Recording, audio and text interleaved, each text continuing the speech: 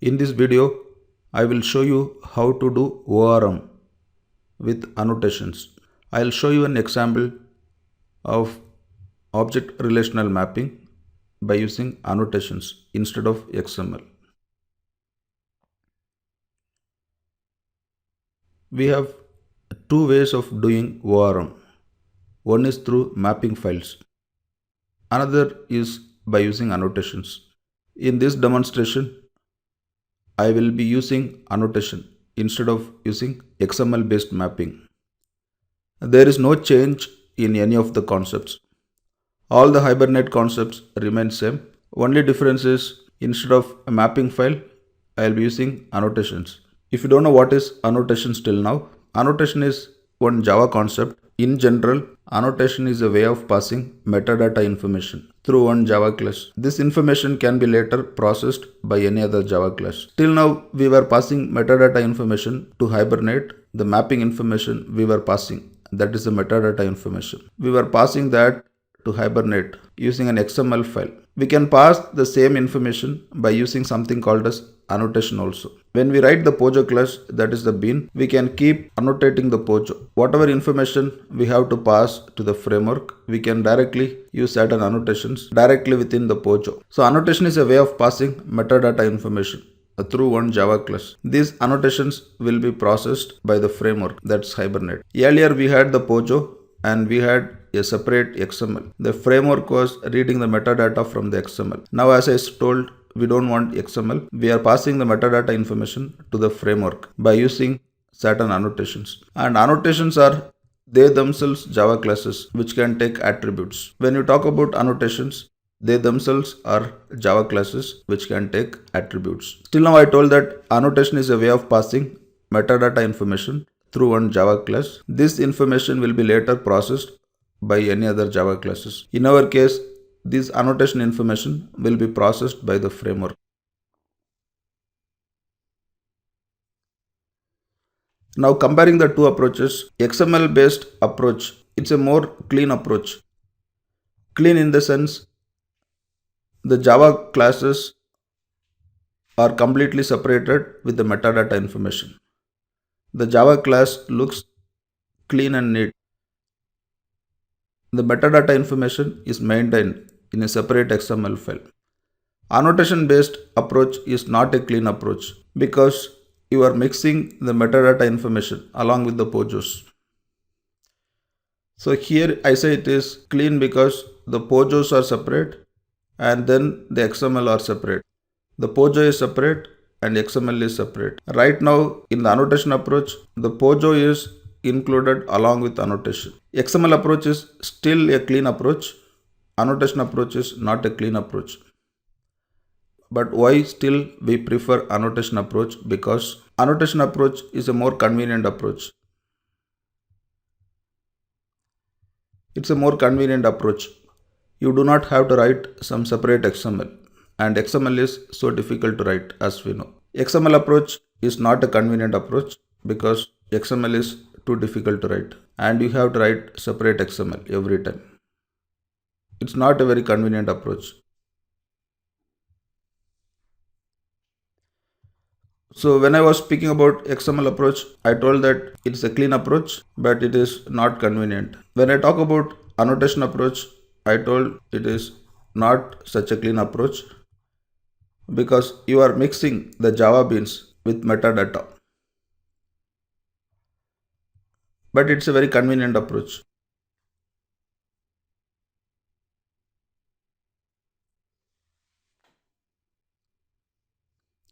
These are some common annotation names I will be using in the next example. Entity is an object which needs to be persisted. You'll use it in a class to indicate that this particular object needs to be persisted in the database. Column refers to a column name. ID represents primary key field. ID represents primary key field in the database. One-to-many association, many-to-many association, inheritance mapping. These are some basic annotations.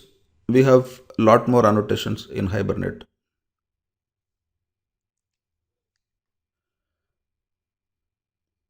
As I told before, whether you are using XML based metadata approach or annotation based metadata approach, all the Hibernate concepts remain same. There is no change in the Hibernate concepts.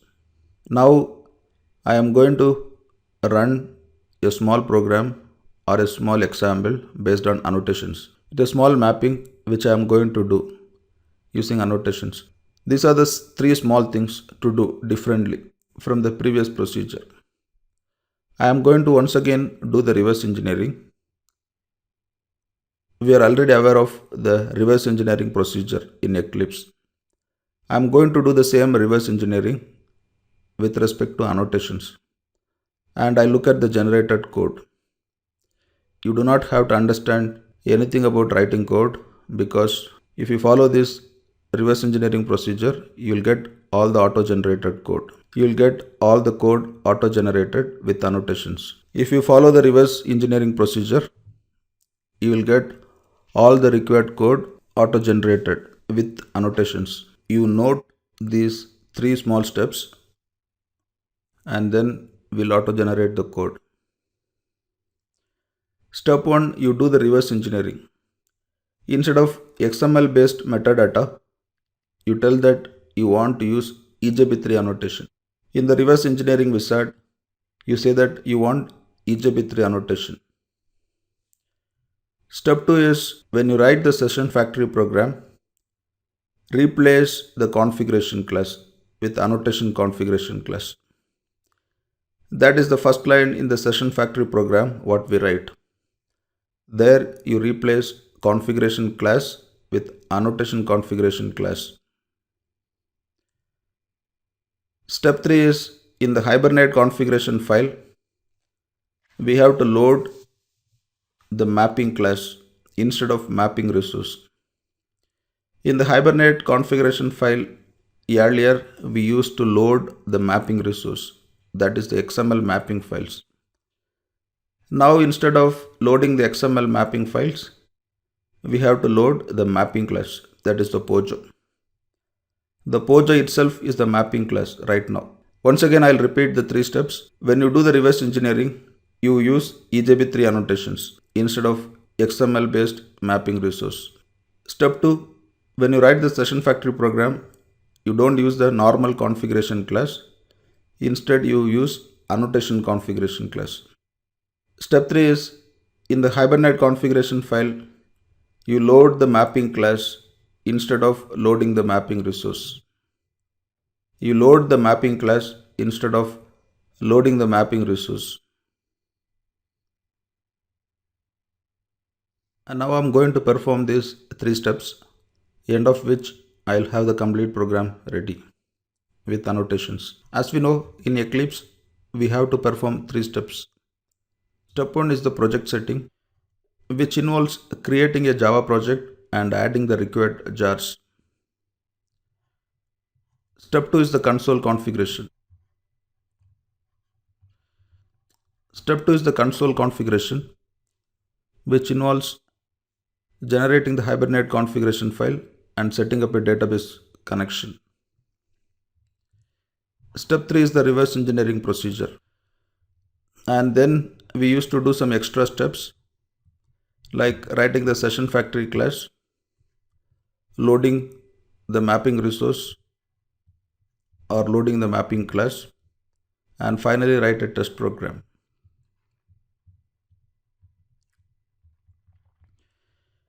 We used to create a project and add the Hibernate jars, which I have done it already for the previous project. Step 2 is the console configuration, which involves setting up the database connection and generating the Hibernate configuration file, which we have already done it before. There is no change in the project setting. There is no change in the console configuration. So I am not going to do project setting once again. I am not going to do console configuration once again. I am going to do only reverse engineering. I am going to do only reverse engineering. and then I am going to do certain modifications in the session factory and also in the Hibernate configuration file. Instead of loading mapping resource, I am going to load mapping class. The test program is as usual. Project setting is already done. Console configuration is already done for the previous projects. I'm going to use the same thing. The only new things to do is to do reverse engineering on a table, and then do small modifications in the session factory class and in the Hibernate configuration file to load mapping class instead of mapping resource. Reverse engineering, small changes in the session factory, small change in the Hibernate configuration file. A test program as usual. First, I'll start the database and create a table to reverse engineer.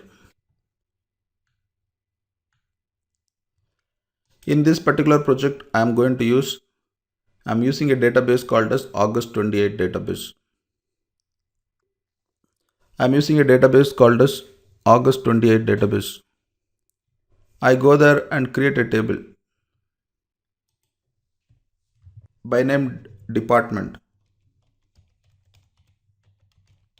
I create a table by name department. Department ID, department name, and department description. Department ID is integer, primary key. Department name is varchar 50. Department description is varchar 50.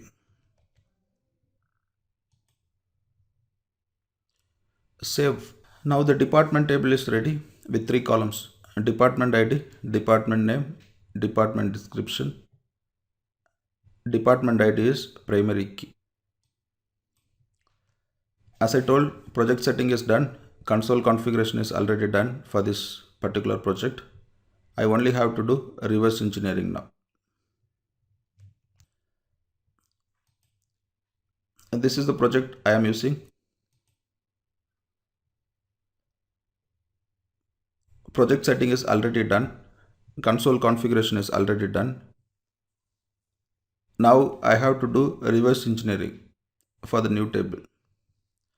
A lot of code is generated earlier for some other examples.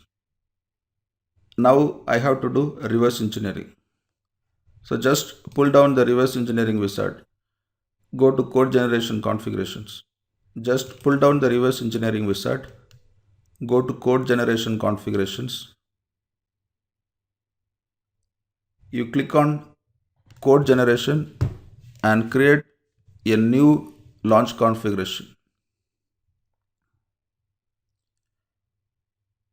You create a new code generation configuration. You select the console configuration. That is same as the project name. My project is the project I am using. I select the console configuration, my project. Now some code is going to be auto-generated. I want to keep the code in a particular directory. As usual, the directory is src. Keep the generated code in the src folder. Now reverse engineer from JDBC connection. Whatever code is generated, I will keep it in a package for me to identify the code easily. Later, I'll keep it in a package called as annotation demo. You can keep it in the default package also, but I don't like to do that now. I keep the generated code in the annotation demo package. Next is the reverse engineering XML. Set up the new reverse engineering XML file. Keep it in the src folder. All the files I keep it in the src folder. This XML already exists, so I'll give a new name. Reverse engineering 3.xml. I'll keep it in the source folder.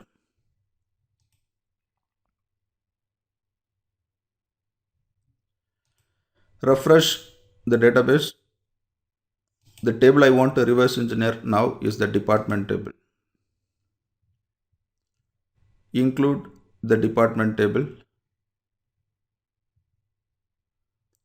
Click on finish.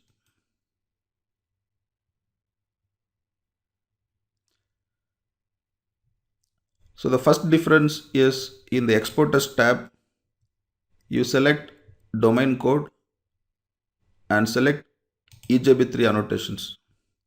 Don't select the mapping file. This is the first change. I told we have to do three things differently. When you generate the code, you generate EJB3 annotations in the Pojo. We don't need the mapping file. Click on run.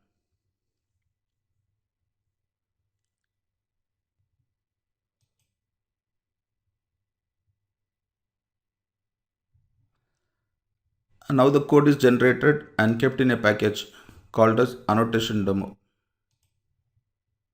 You can see that a Pojo is generated with annotations.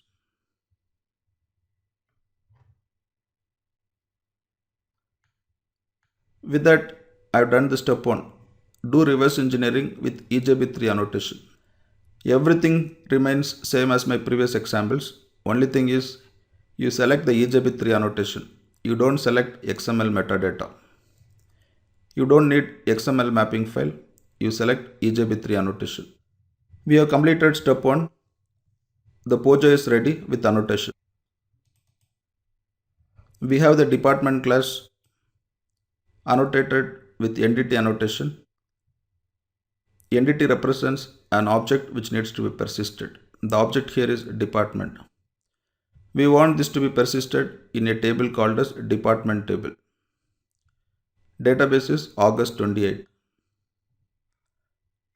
We have two constructors generated. ID represents the primary key column. Department ID field has to be mapped to department ID column.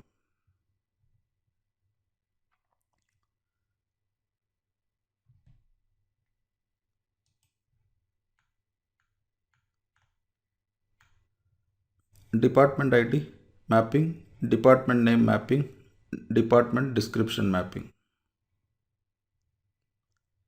We are using column annotation to map Java fields to table columns. Department description, department name, department ID. ID represents primary key column. Department ID is the primary key.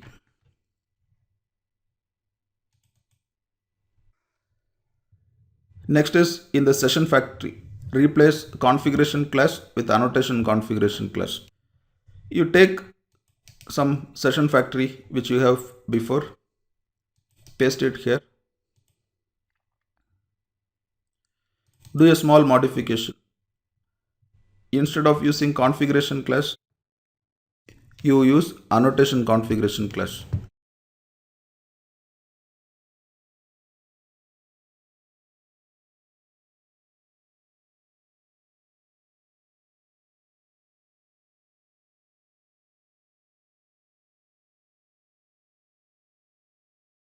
That was the second change. Instead of using configuration class, you use annotation configuration class. Now I'll go to step 3. Step 3 is in the Hibernate configuration file.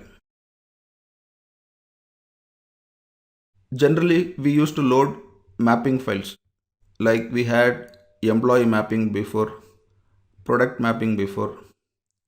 Now we don't have any mapping file, so we cannot map any resources.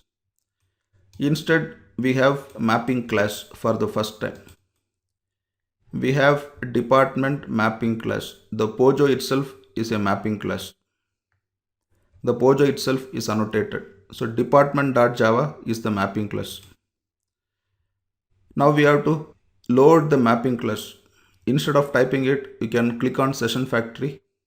That's the Hibernate configuration file, session factory view, and add mapping class. Go to mappings, Add mapping class. Browse for the mapping class. Type it. Annotation demo package. Department is the class. Select the mapping class. Click on finish. Now we have the mapping class added. Check the source. Earlier we used to load mapping resources.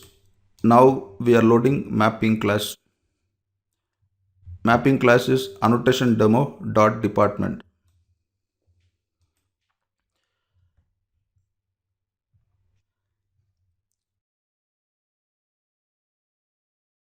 I have completed all the three things.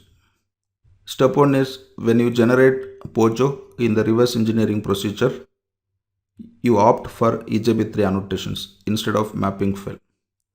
Now we have the Pojo class annotated. That is the step 1.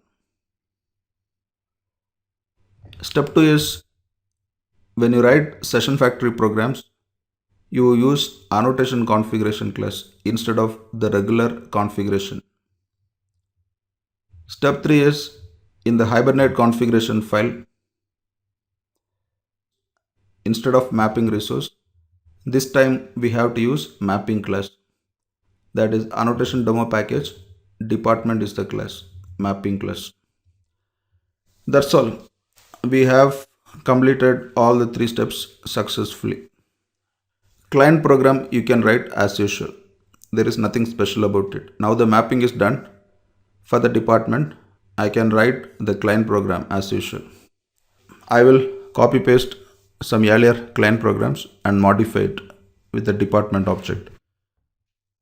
This is the test program.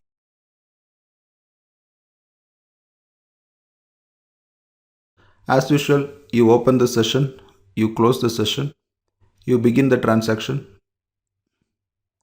you commit the transaction. Now I just want to create a department object and store it in the database.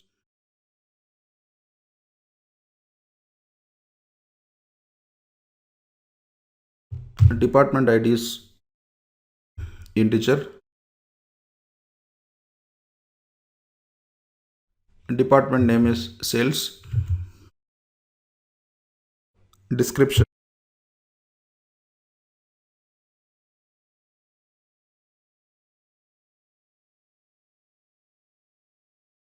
Now I can just call save method and save D1 data in the database. Session.save of D1. Session.save of D1. Show SQL is already enabled. Now I can run this program. Make sure database is running.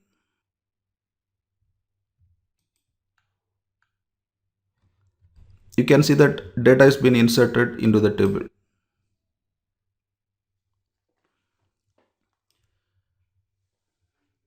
Data has been inserted into the department table.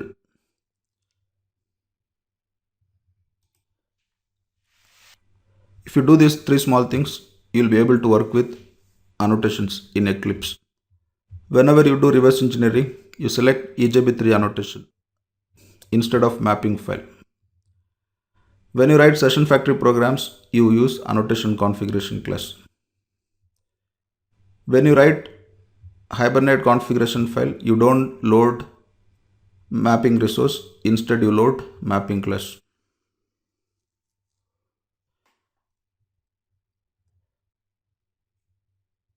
Project setting, I had done it for my earlier project.